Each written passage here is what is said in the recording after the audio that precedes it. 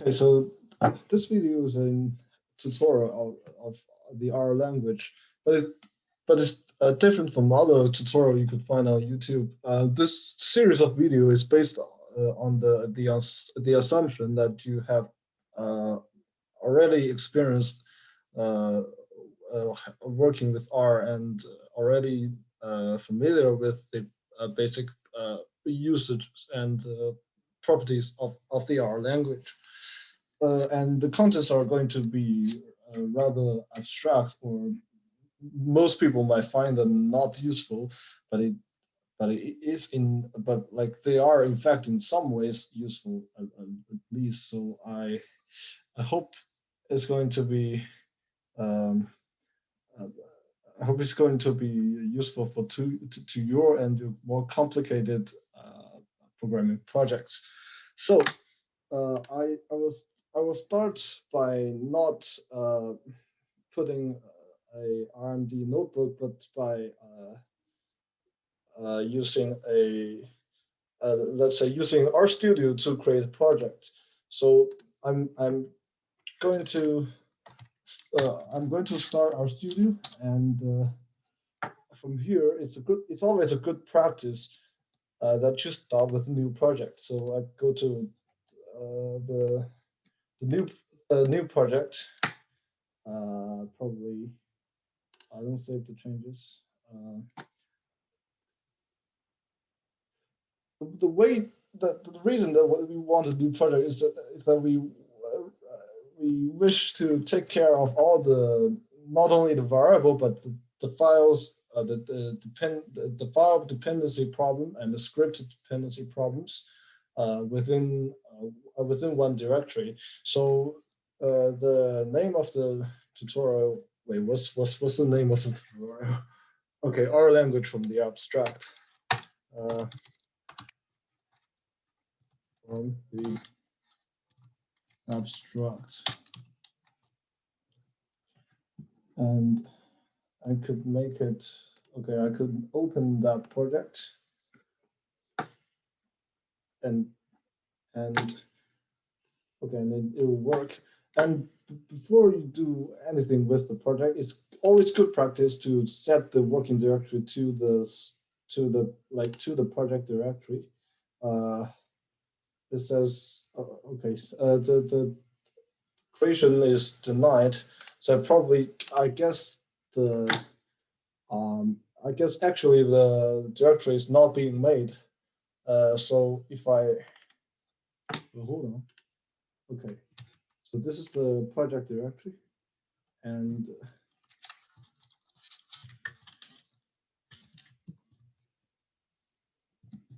okay, so this will work. So always use the double backslash to set the working directory. So you might think that ours is a statistical software, or RStudio is like a statistical software that can only do like statistic and math modeling and those stuff. But that's not very true. R is actually R is what is called a Turing complete language, which means that whenever you have to write logic, you could perform anything with R.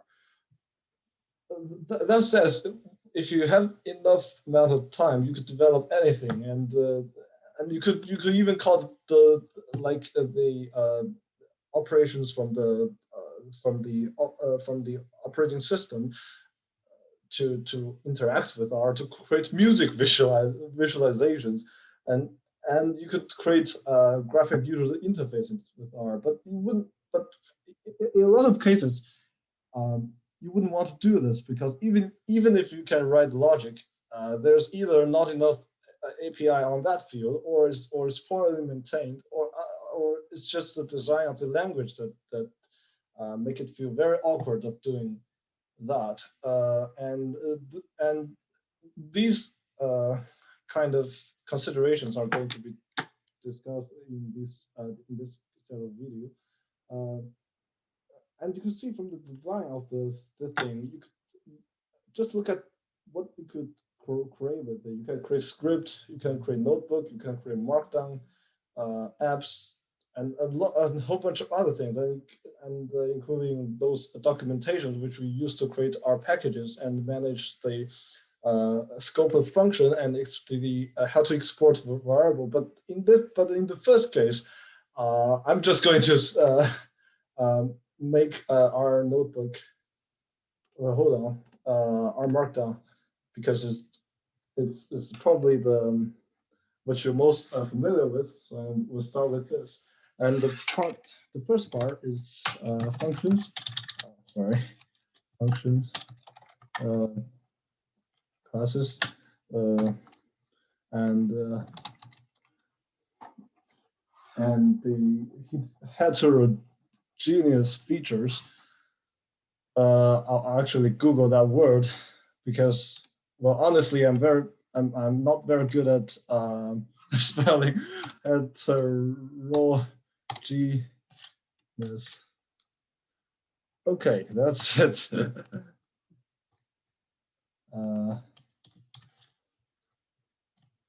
Features. I just put it in the brief form, and I hope it works. Okay. Templates. Let's just do markdown. And the one annoying part is that it doesn't give you the title, even if you put it there. Like, okay, I'll do this again. Functions. Classes.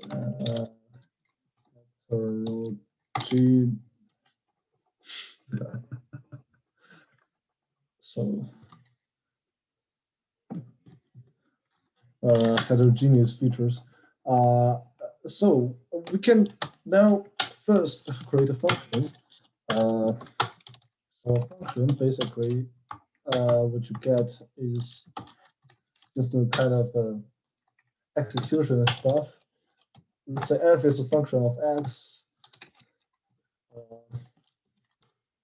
That's the easiest example. You could call it from a value or call it from a variable. Let's say, and these will all work, right? Okay, and right, and you probably also know that function can take other function inside. So this will also work. And also you could define a function within the function. Let's say g is a function of x, and for g, f is a function. Send x into x cubed, and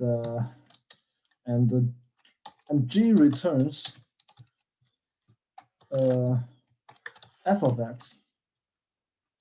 So that's pretty trivial.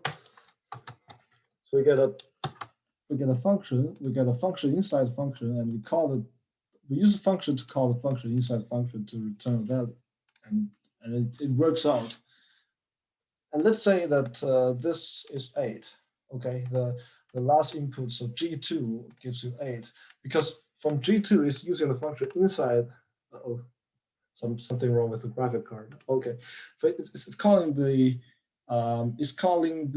function inside the GX, so it's different from that.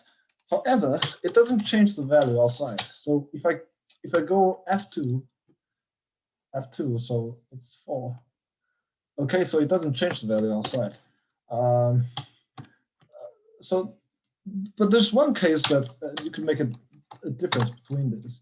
Let's say H is the function. I'm just using pure algebraic, let's say I'm just using the pure algebraic way of naming the function FGH, but you shouldn't do that in a program that's written for a large problem, because it's going to be confusing. But I'm just going to do this in a way that it's abstract enough for you to see what is going on here. And I could do f of x. I could actually return f of x, but I can create a parameter it's called fun, and put it to f, so that it actually has uh, like a default value.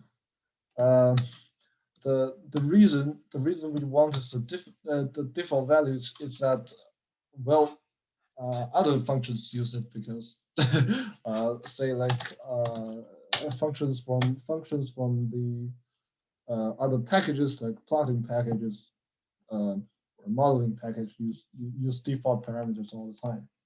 So if I define f of x like that, I could do h of x,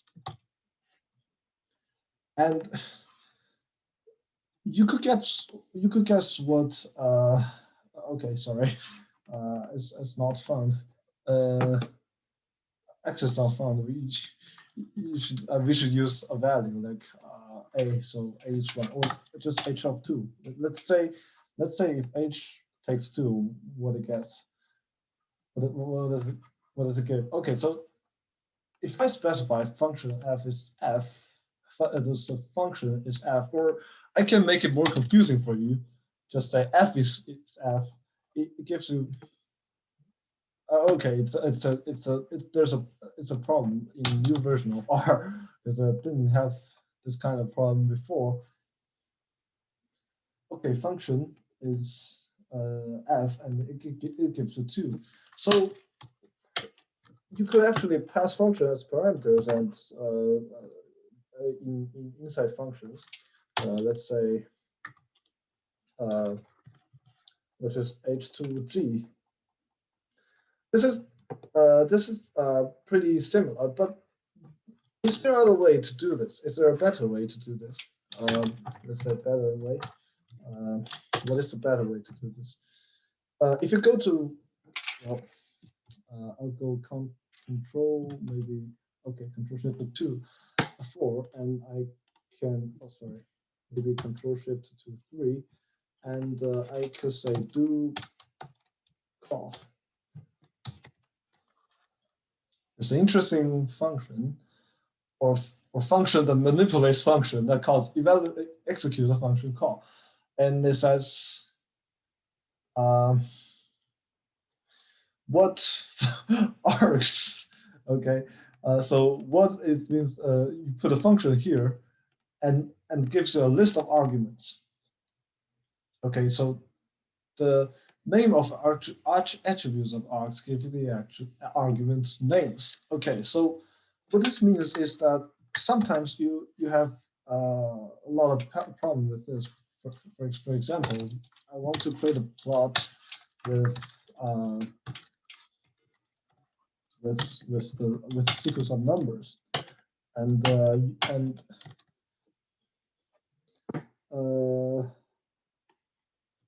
plot one. Okay.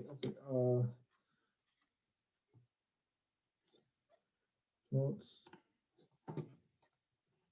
What's the problem with that? Okay, I could like I create a plot, and it's not illegal to do this. Oh, sorry, the computer is like when I'm recording the thing, it sometimes gets the wrong aspect ratio, but that doesn't matter. It isn't the problem with the program.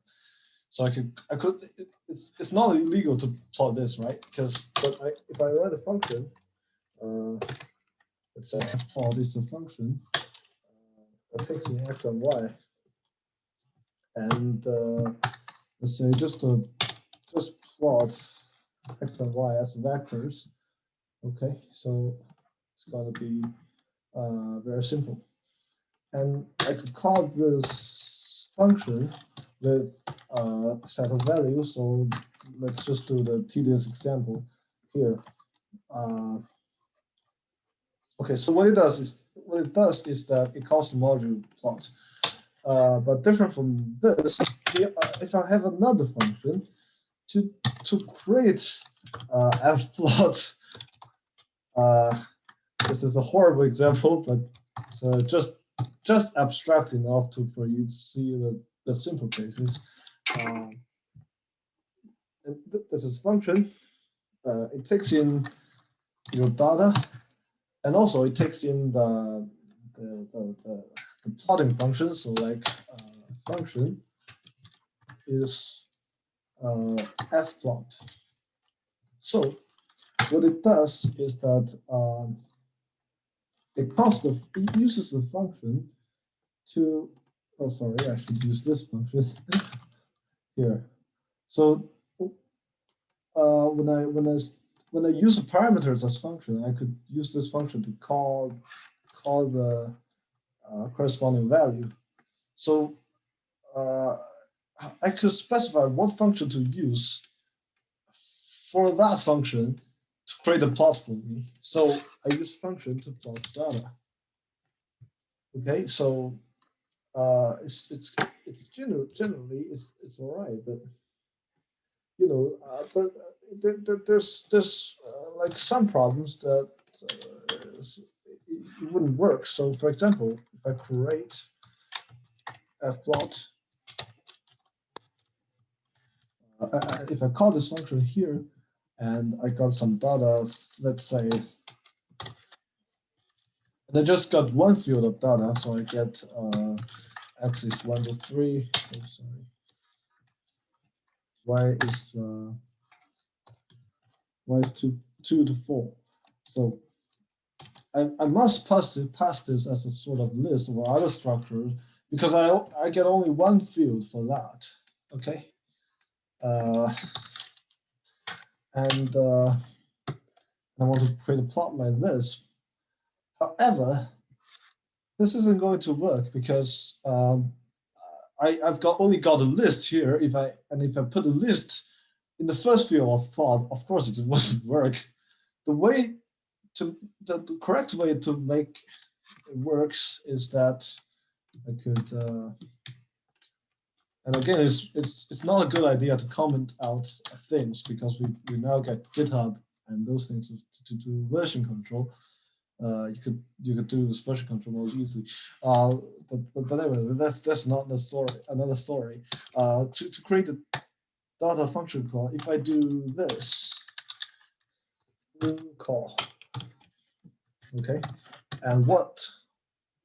So either a function or the name of the function and the data. So for the work. So let's try out. Okay, it works out, right?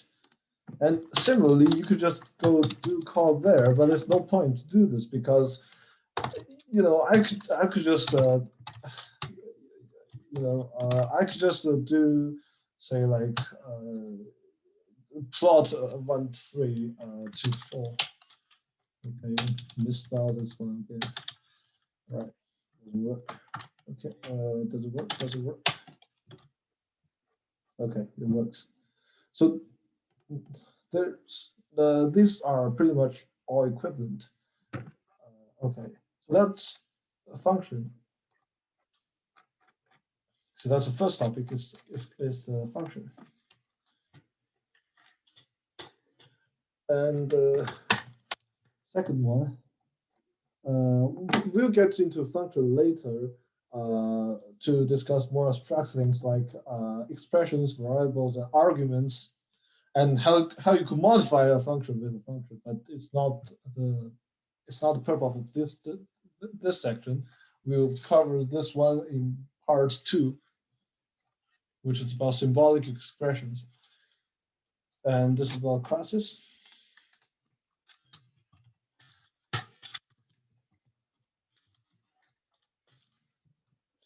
So when you think about classes in other programming languages, what is most typical, like what you most normally think is probably some type of, let's say, some type of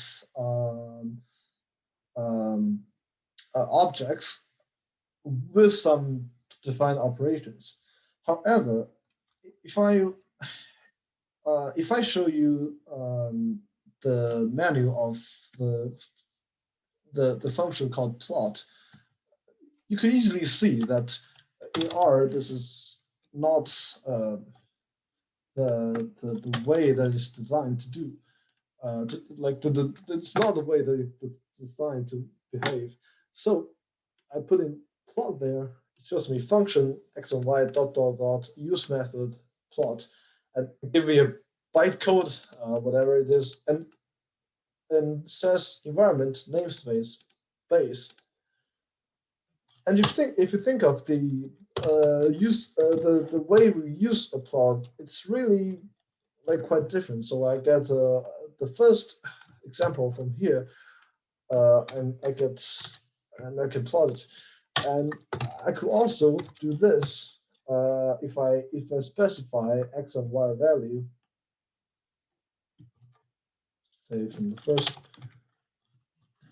I could also do this like y with respect to x. So in R, this is the expression here. Oh, okay. So it shouldn't be a dot, but a colon, a semicolon. Okay, so this works. This also works, but why? Like, and also if I have a data frame, and probably I get x. But let's just say this.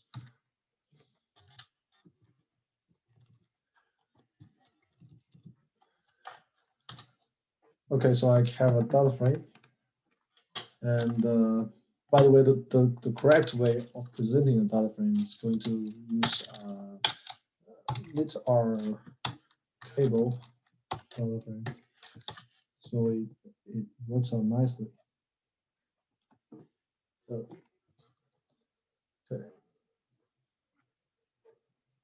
Okay, so it works out nicely or not so nice. Okay, let's okay, never mind.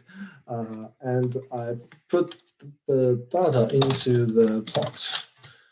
Oh, well, actually, I should assign this value. So this is my let's call this my data, because data is all is a function, and we should never use a function of the, like, we should never use the name of the default function to get our variables. Okay, so let's fix this. It's pretty easy. Okay, and I plot my data. So, but like, what is it actually doing? Like, plot is a function that can take in y respect to x as an expression, that can take in two sequences, and it can take data frame. Like, it works as a function, but if you go to the help document of the plot and hit Control plus Enter, um, it's actually found. Okay, it's actually found in different packages. Three. Okay, it's actually found in different packages. It's found in graphics, base, and yeah, it's going to be there's going to be different type of like plot functions. I can go plot numeric, not numeric, plot default maybe. I just want to see what the function is. So this is a function called plot default, right? And you can see it's interior, and the plot data frame. What? I'm not really sure about that. I think, yeah, it doesn't have the plot data frame thing, but if I look at the class of the expression y with respect to x, what what r gives me is a formula. Okay, so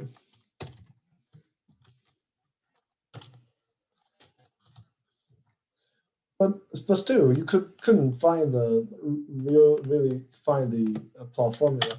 So it's a maybe somewhat slightly complicated method called S3, but there are also different ways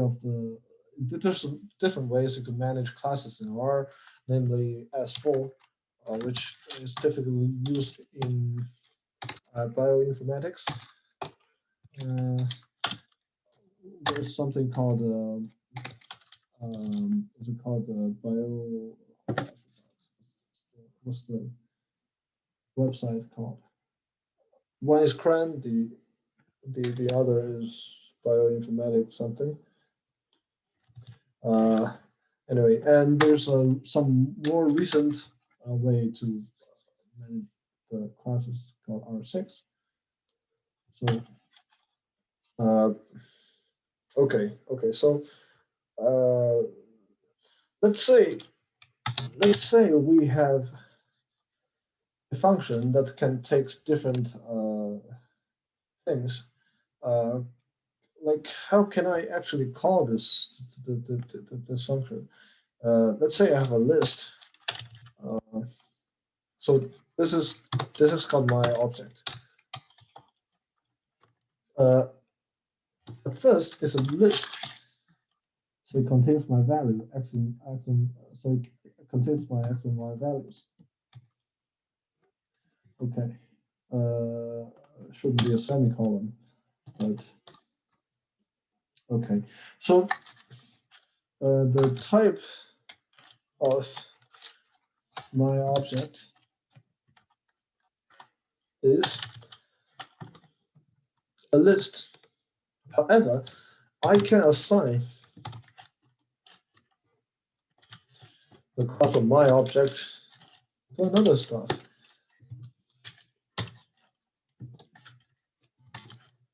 To whatever, right? Okay. Now, the type of my object. Sorry. The type of object is due. Right. Let's not delete this. The class of my object. Okay.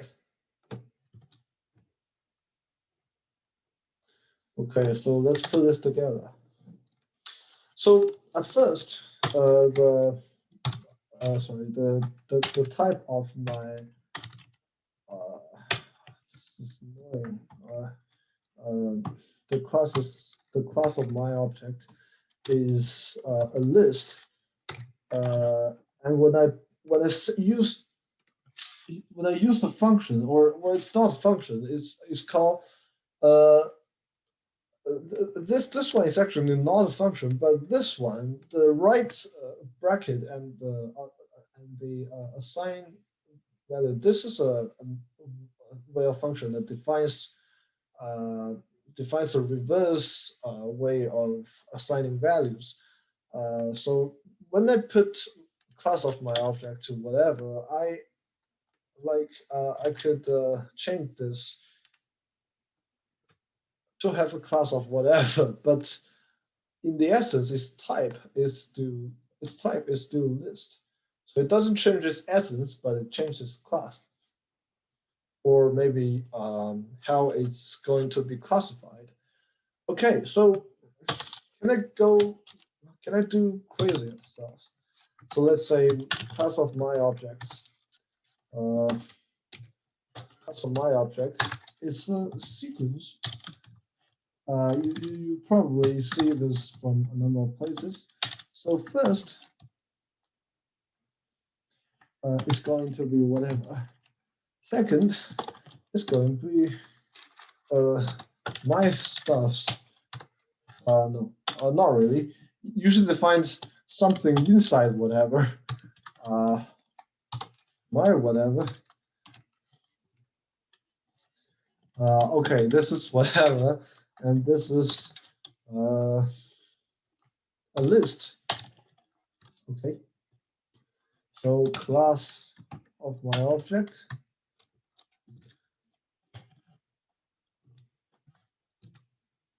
is this.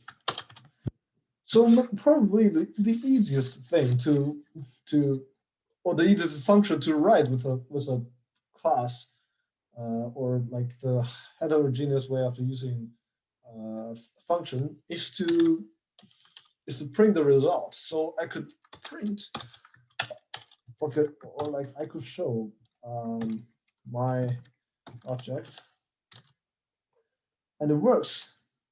It works like a list, Okay, but I could write. This is objective or oriented programming. So um, I could say this list is it's an object of the some class, and the right functions to print, and the right function to print this.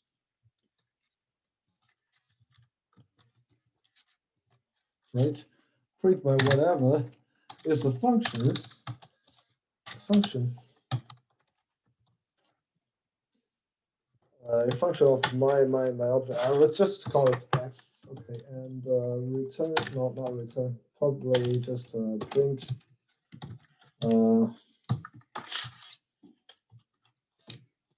Print. Just put it in a different way, and probably I have this is my at the start. Okay, so when I go print by whatever, it's going to do this. Okay, so I print my object. Okay, so it's going to do that. So the way it prints out the object it's different from the way it prints out a normal list, because we have defined the operation to do to my whatever if it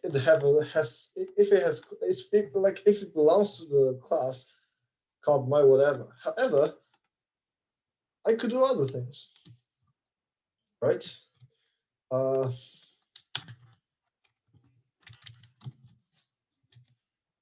This is whatever. So instead of writing a function for my whatever, I write a function for whatever. So this is a really easy way that I could define another function, and I print my object, and it doesn't work. The reason it doesn't work is that the whatever is it's the secondary class. So it first belongs to my whatever. My whatever is belong to this. So what I'm going to do is put a next method there. Sorry, not there, but there. Next method. Next method says that if my whatever belongs to other things, or if this thing first belongs to my whatever and then another thing, I'm going to do that. I'm going to call the next function that's going to have a similar purpose. However, okay, this is my, and this is whatever. However, this is still a list, right? I could use another next method here to do list. Why? Like, this is a list. So, do I actually have a print list? No, but the point is I have a point print.default, and I could say if nothing is here and I go to next method, it's going to point out this one.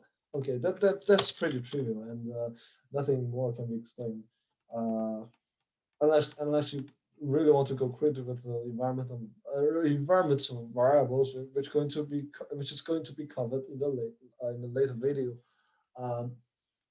Okay, but there's more problem with this.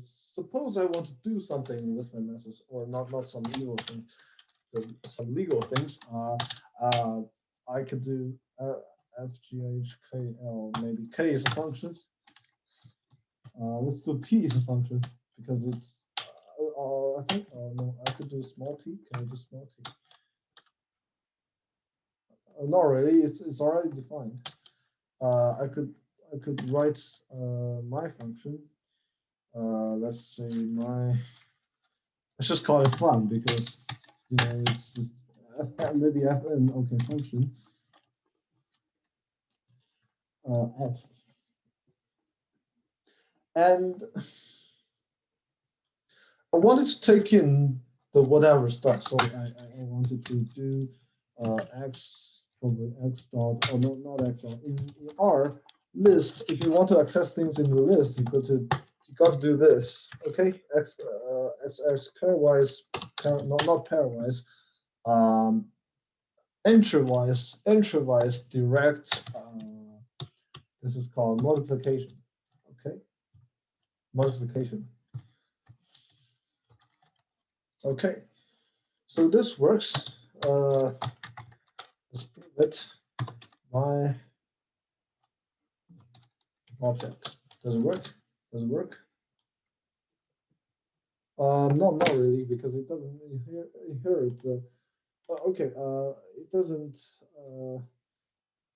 kind of inherits the method from the list. That is because if I search for this, not this, but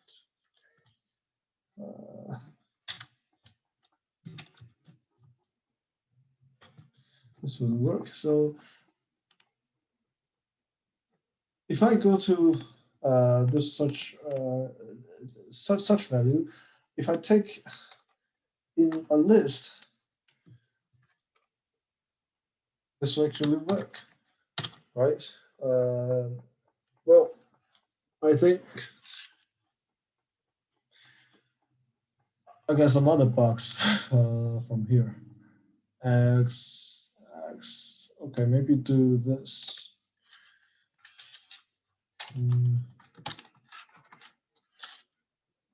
Does it work? Right, it works. And I could do fn. Okay, so this is my object. Probably doesn't. Oh, okay, it works. So when you do this, it says, okay, it isn't defined for my whatever, isn't defined for whatever. Okay, I go to the next method called list. Okay, so this one, the operator, so the $ operator to get entries from a list, it's actually defined from for a list, but it isn't defined from my object. But because you could have such inheritance, you could actually do this. But there's one problem. What if for my object, I want different way? So it's a function. So x times times the reversed y, and apply fn to this one. Okay, I apply to fn to my object. It doesn't change, right? This is 2, 6, 12. This is 2, 6, 12. It doesn't work. And if I go fn dot my object, oh sorry, yeah, my object.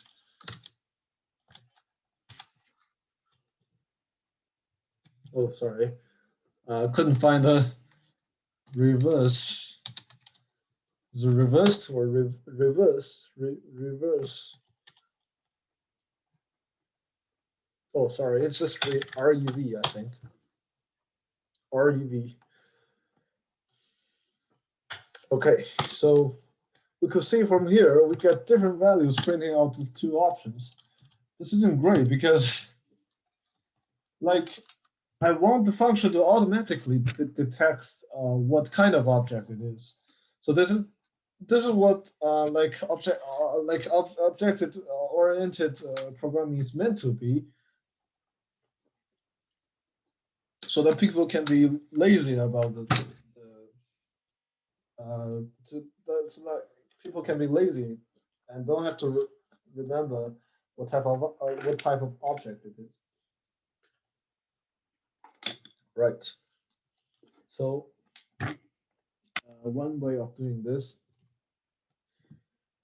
is to put this function, or maybe write a write a default function, or you could do dot list or dot default. It's all fine. It's not going to be fine. Fn equals function and I use method, and from here you're going to use declare to the f3 method that you're going to use fn. So this is fn, this is fn. So this is quite similar to other programming language, a declare method, but function wise, not object wise, right? Because all we did was writing functions, not writing classes. You could write functions that describes classes, or you could write functions that change things to the classes, but like you could do this easily. And then if I run this code,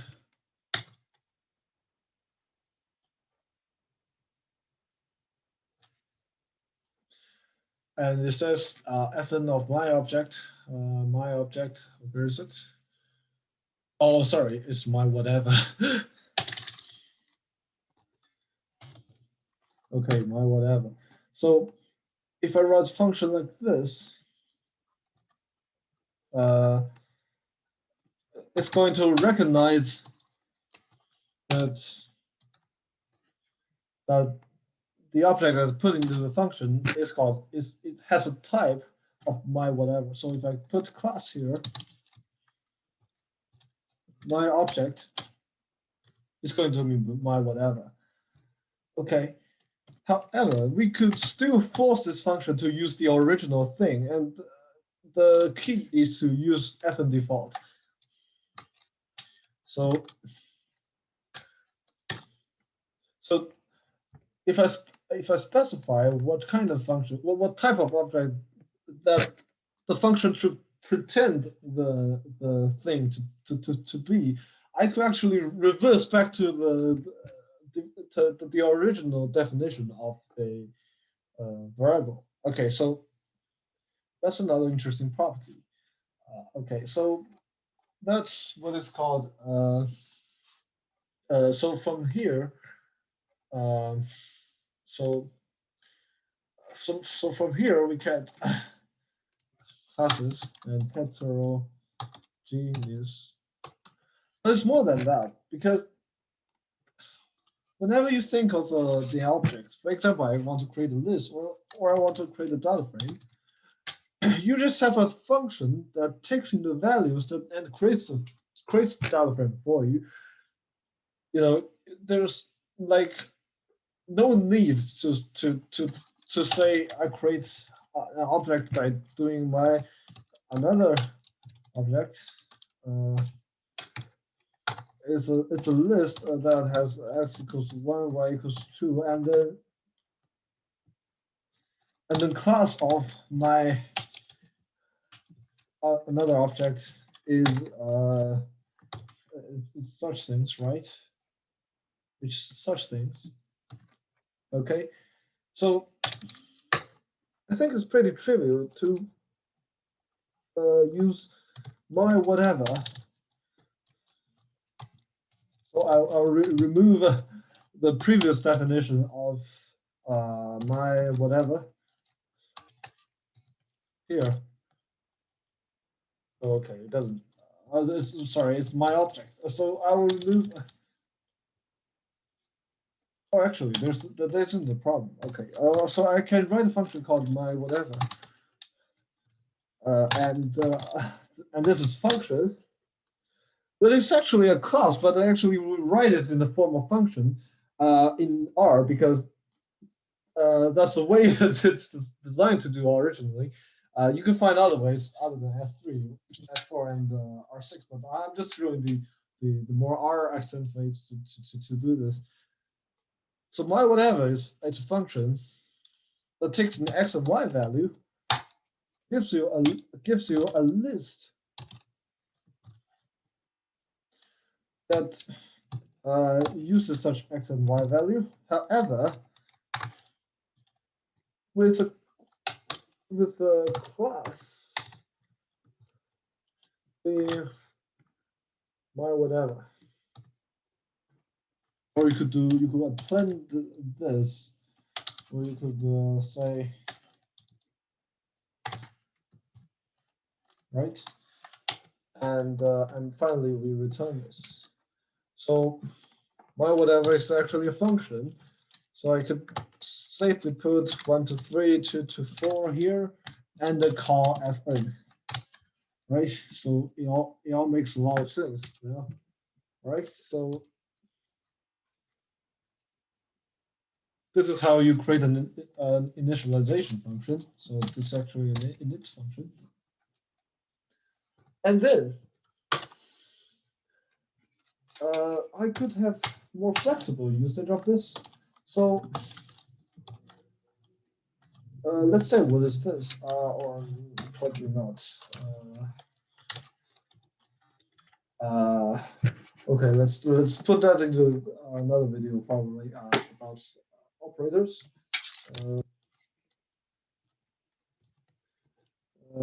So I got forgot. Maybe I should put the Euler or binary operators.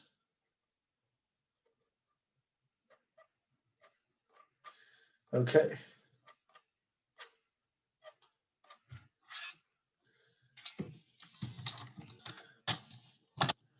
Okay, so probably put the operator things in another video. So if you think it's going to be oh sorry, I actually got one thing. If I have things in packages, let's say in other programming packages, let's just take maybe one example. Let's say you get an operator in the package. I just use one of my previous packages before, which is pretty much which is pretty much a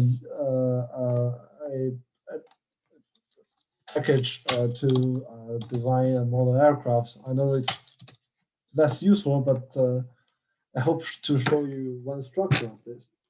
So in the thing, I defined a lot of classes. For example, I did. I used the function called a. I'll just Google this. A function called create.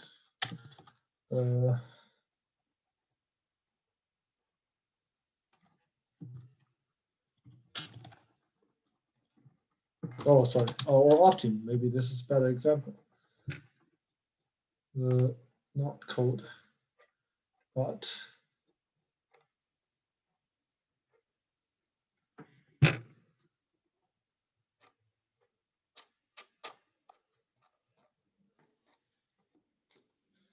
wait.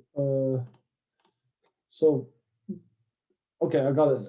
It's in the namespace. Okay. So if you want to write S3 methods such as these things, you probably want to use namespace to export it. So if I use if you build a function that uses the S3 method, I should probably call it if you have fn whatever or fn something to use such method to be able to call it from some package. So I'll write some package fn. If you want to use such method in your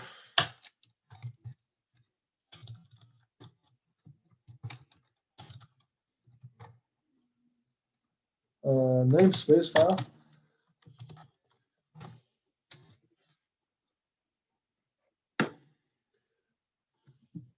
Okay, I'll just copy and paste this. See for an example. Should have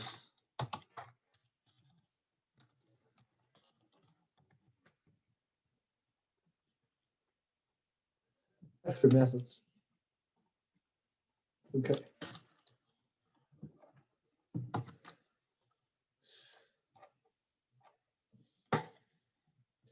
And also, you might want to use the F3 method to define some operators.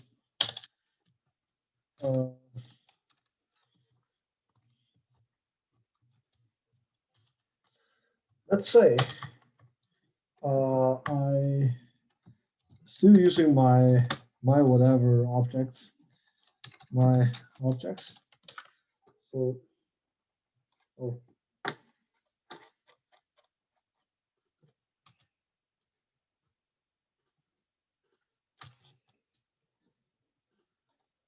so this is my object, and if I want to define some operators, not only taking one thing, but two things, and probably only two things. You probably want to define this as an operator, because it's like somewhat structurally easier. Let's say plus is an operator, minus is operator, times is an operator. So I could do one plus one, and you know, so it's not surprising it works. But I could do other things, like my object plus my object, and it wouldn't work because you haven't defined this, right? And what you should do, and you probably wouldn't use the original plus sign to use, but you could, like there are some way to get around this. You could define an operator to sort of get around this. So the operators are usually like the customizable operators are usually defined by two the percentage marks. So I can define this as a function to create a pairwise value. So inside the function, I get x and y, which or a and b. A is like A is on the left, B is on the right. Not very important. A and B, and I could have my return value is a. So suddenly it keeps the same value, right? My whatever x and y.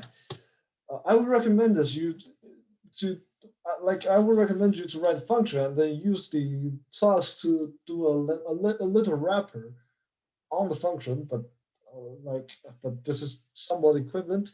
Uh, so this is going to be field of x in A plus field field of x in B. Okay, and then we got y. So A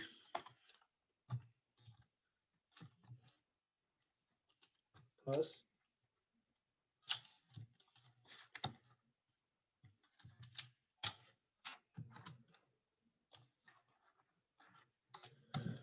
so this is B. Okay, so let's run this function. You should always run the function before before calling the function. In R. Okay. So this is my object. This is another. Okay, and you can see the value changed, and this is a pairwise addition that I defined for my function. But there are drawbacks for the S3 operators. For example, there are some more advanced or like other things, or you could define some function called gn. Let's say gn is a function of x, but instead of just x, I put dot dot dot there. right? So you can accept more variable, and because I want to use method G, and the key part, the key thing is when I use the method G, I'm not really sure how many variables I'm going to put in the block. Okay, so G my whatever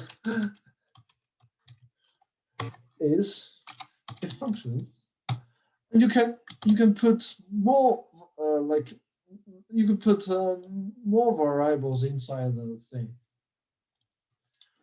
Let's say I only have one variable here, but I actually can have two, right? And suppose they are both GNs, and I'll just copy and paste it because I probably want pairwise addition. Okay, in this case, not x1, y, but a and b.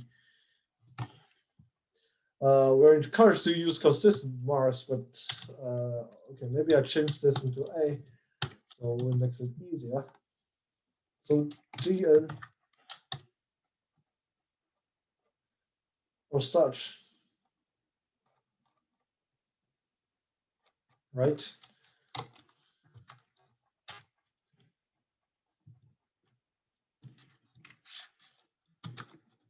Will serve similar purpose.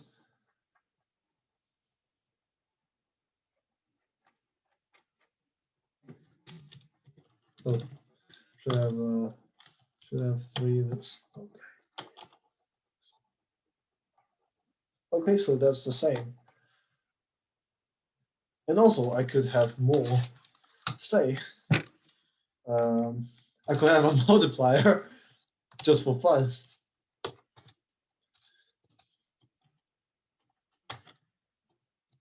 And I return multiplier times this. And it's going to be look like completely useless, but I'm just going to show that this actually works. Okay, sorry. It shouldn't be in this way, but we should define pairwise addition and pairwise multiplication in this way. Okay, so that's still the same, but arbitrary